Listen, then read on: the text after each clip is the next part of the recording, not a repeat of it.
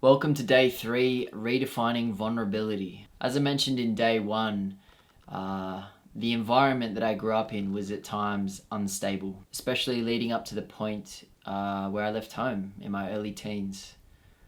There was a lot of conflict. So I have 2 older siblings. I've got an older brother and I've got an older sister.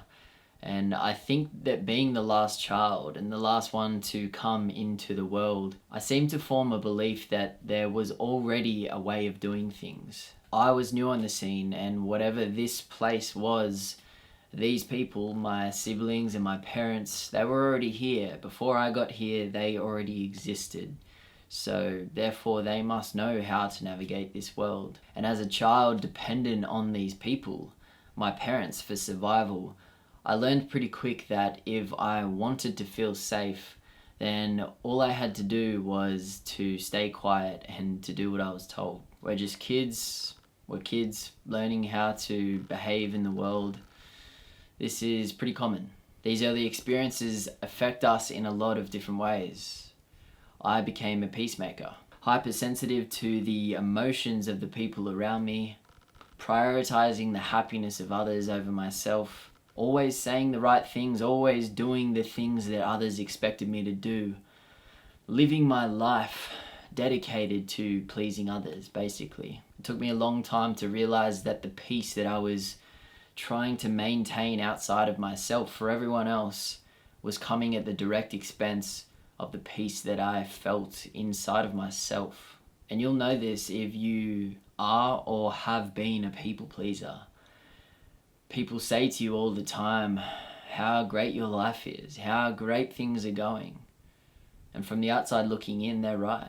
Everything does look like it's going really great. Because you're meeting the expectations of the people around you, everything seems to be going well. But on the inside, you're starting to fall apart. You're at your limit. You feel like you are about to break down. I've been there. I've felt that. I reached a point in my life where I designed my entire life around what others wanted for me and what others expected from me. The pressure to keep up appearances, the pressure to maintain this never-ending list of obligations, the pressure to be someone that other people wanted me to be, which is a target that is constantly moving because it looks different to every person that you meet. Eventually it all got too much and my world collapsed. I was deep in depression, I was burnt out, I was stressed, I was anxious. I was working a high pressure job, I had a mortgage at 21. My relationship was breaking down. A lot of my friendships fell away once I started to realize that they were only really there for the good times, the parties and the drinks, but they weren't really there for me in the bad times. And naturally these friendships started to fall away. Worst of all, I didn't even recognize the person that I was anymore. I completely lost my passion. I didn't feel it. For years I didn't feel passion. My false reality and my false identity started to collapse. It all started to fall away. I remember waking up one day and it just felt like I could see the walls of my life falling apart. It felt like the walls were coming down around me, like the roof was about to collapse in. And ultimately this is the best thing that ever happened to me because it was the first step in me going down the path of really truly knowing myself, really understanding who I am and creating a life in alignment with that version of myself rather than the version of myself that I was trying to be. The reason that I am sharing this story with you is that from my past conditioning, for a long time I felt that I had to show up in a certain way, show up in the world a certain way in order to belong, in order to fit in and be accepted. I shut off the person that I really was in order to protect myself because this is what I learned to do as a kid. And it worked. I survived. But this behavior doesn't serve me anymore, so now I've let it go.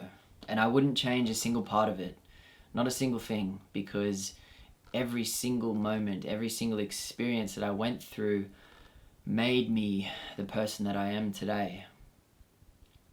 All the goods, all the bads, all the ups and the downs, it created me.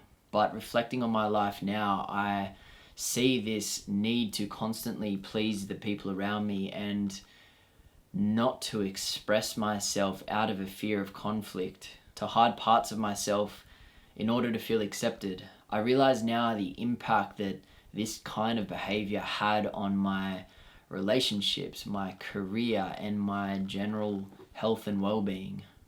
It was huge. But as I started to open up and to release this fear of self-expression, this need to please the people around me, and this desire to feel accepted by the people in my life, I realized that all this time I was just searching for something outside of myself to feel okay. It was only once I learned to accept myself, to hold compassion for the version of myself that was just trying to survive, to forgive myself and others for everything that had come and gone, and to know myself and to love myself for the person that I truly am. It was only then that my insecurities suddenly vanished. My anxiety dissolved, my fears didn't seem so overwhelming. The permission and approval that I was always seeking from the people around me suddenly didn't really matter to me. And once I entered this space of self-acceptance and personal freedom, I began to be able to freely express myself and to lean into my creativity and my passions. And do you know what I learned? I realized that when I finally allowed myself to show up in the world as my authentic and unapologetic self, to express my thoughts, feelings, and beliefs without fear, when I started putting out this raw and authentic energy out into the world, the energy of who I really am, what I'm really aligned to, the moment that I started to do that, the world responded. Instantly, the world responded. Suddenly, the universe started to send me people that I really resonated with. You know, when you meet someone for the first time and you just have this feeling of electricity. You feel like you know this person. You feel like you've met them before, maybe in a past life. I started to have this experience a lot. It started happening all of the time. I never felt a sense of community. I never experienced community in my life. And although that I was socializing a lot, I was spending time with a lot of people, and I was going to parties and events, surrounded by people all the time, I always felt alone. I never felt that I had ever met my people, my tribe. But after this shift, my relationships completely changed. And my career changed too. I was working as a construction manager. Hey guys, had a little bit of technical difficulty there, but we are back and rolling. So, as I was saying, my career completely changed as well. At the time, I was working as a construction manager, managing construction sites. And this job, this is a great job for somebody that wants to go down that path.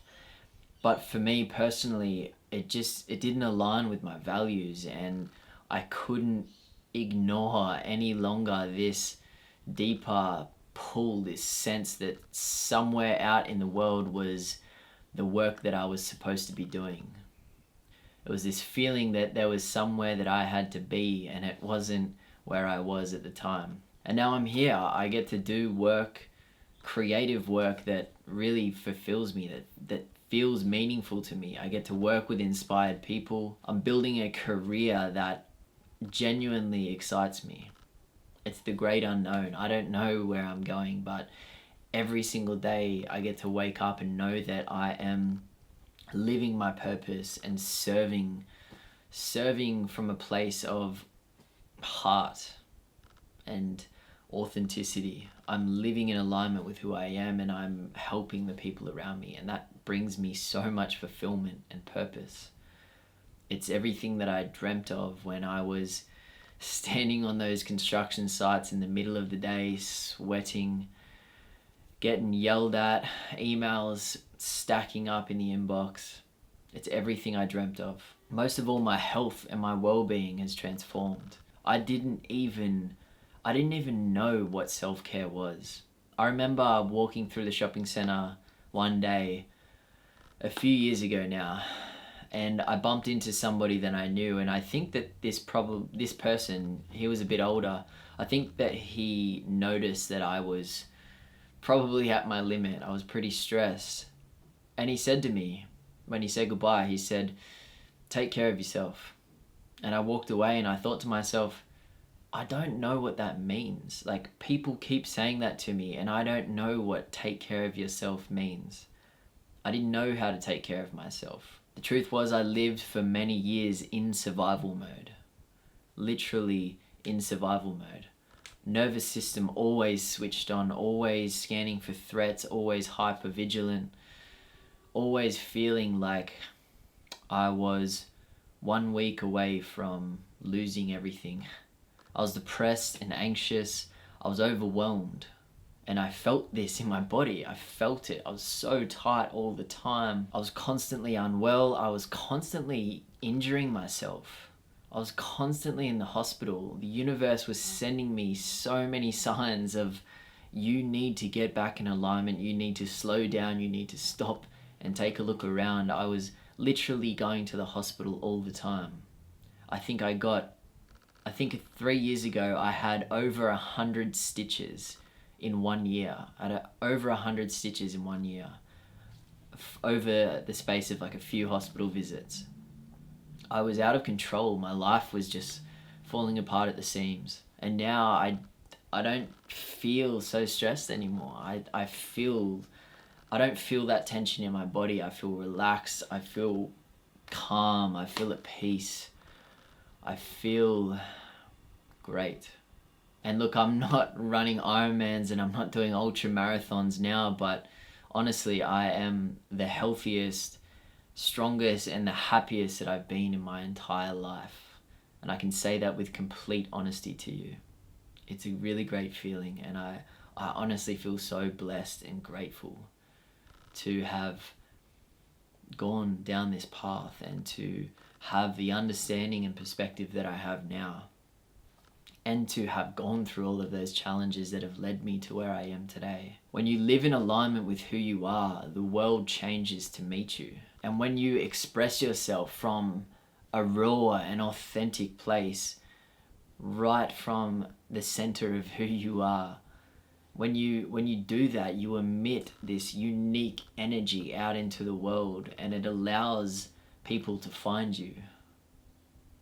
People that are meant to be in your life. People that hold deep energetic resonance to the frequency that you're putting out, to the person that you are. That might sound crazy to you, but this is literally physics. That's how it works. Everything is energy. And when you take action in alignment to your values and beliefs, the world sends you opportunities to move further in that direction. What I'm trying to say is that nature, the world, it has no bias. It simply reflects back to you the energy that you're putting out. And whether your intention this week is to share that first post online, or to ask that person out, or to launch the business that's been on your mind for months, maybe even years, standing in your creative power and expressing yourself through your words and actions, raw and authentic from your heart, that is how you create impact. That's how you show the universe who you are and what you're creating. You demonstrate that to the world, to nature, and it's going to gift you back more of the same. And being vulnerable enough to wear your heart on your sleeve, to speak your truth and to walk your path regardless of anyone else's opinions, that is how you truly connect with people. That is how you attract opportunities into your life. That is how you create a life that truly, truly fulfills you. And remember, vulnerability is the doorway that we all have to step through. It's the doorway that you have to step through to get to where you're going. And authenticity is the key. So when you are ready, jump into the PDF exercise or use the prompts and write them in your own journal if that's what you want to do. Otherwise, I will see you in the next lesson. Peace.